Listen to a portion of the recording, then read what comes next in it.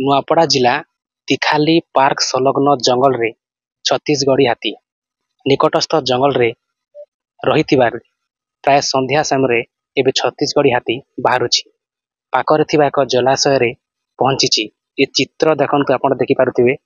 धीरे धीरे हाथी जंगल रु आसी जलाशय को पहुंचुछि। हाथी पल देखि पारुथिबे। अनेक छोट बड़ हाथी रहिछि।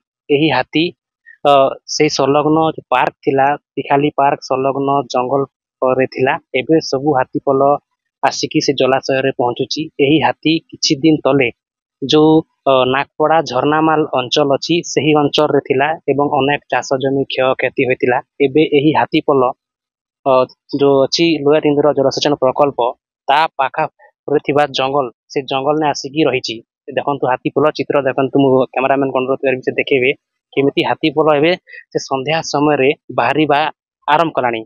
एठी वन कर्मचारी मध्ये अछंती। स्थानीय अंचल रे सचेतनता मध्ये करूचंती। सही जंगल पाखापुखी अंचल को काहाकू न छणा जाऊ नाही एवं सेमान सचेतन करूचंती लोकन को से अंचल छणा जाऊ नाही। गोटे प्रकार देखंतु हाथी पल अछि जो हाथी पल की छत्तीसगढ़ रु आसी एही माने अंचल रे रहि जाईछि। वन विभाग ताकू नजर रखिछि। छत्तीसगढ़ आसुतिबा एही हाथी पल धीरे धीरे जो थिला जो नागपड़ा अंचल रु एबे वर्तमान तिखाली डैम अंचल को आसीछि एवं जो संलग्न जंगल अछि से जंगल पाखापुखी गोटे जलाशय अछि से पाखरे आसिकी वर्तमान हाथीटी अछि। वन विभाग पूरा एठी सचेतन करूछि एवं माने लोकन को मते सचेतन करूछि एवं हाथी को मते गतिविधि को नजर रखु।